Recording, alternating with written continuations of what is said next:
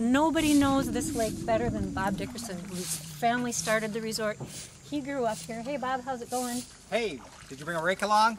I didn't bring a rake today, but you never see this man sitting still. He's always doing something with the resort.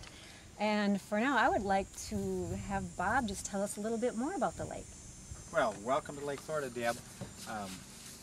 I can tell you that I grew up here, and my great-grandfather brought my father when he was 5 years old on a camping trip. We lived in southern Minnesota, or they did way back then. I certainly wouldn't admit to be that old. They came on a camping trip and they rode around, because there weren't any outboard motors back in the early 20s. They rode around every lake in Kandiyohi County and camped on the shore at night, fished on the lake, fished obviously with a cane pole because there were no rods and reels back then. And they came to Lake Florida and camped right here where we built the resort. Great-granddads caught fish, and lots of stories about the fish in Kandiyohi County, but suffice it to say they caught big fish on Lake Florida and watched the sunset from this spot, because we face perfectly west, and Granddad said, this is the place we're going to build a resort. And that was in 1923. He hired a crew from Springfield and Sanborn, Minnesota, in the southern part of the state.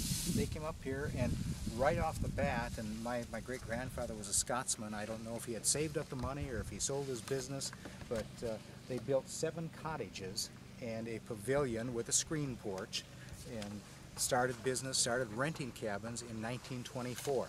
So the rest is history. We've been here, it'll be 90 years next year, and we've been good stewards of the property, I hope. We've just kept raking the beach and making it nicer and nicer.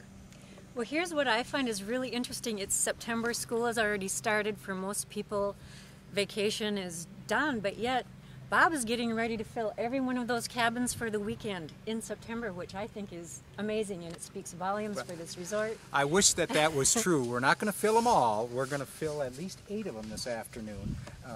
That's why we're down here getting things ready, because we've got families coming out to enjoy this weekend, and it looks like it's going to be a spectacular weekend. Well, being we're talking about the cabins, would you mind showing us one? I would certainly love to do that.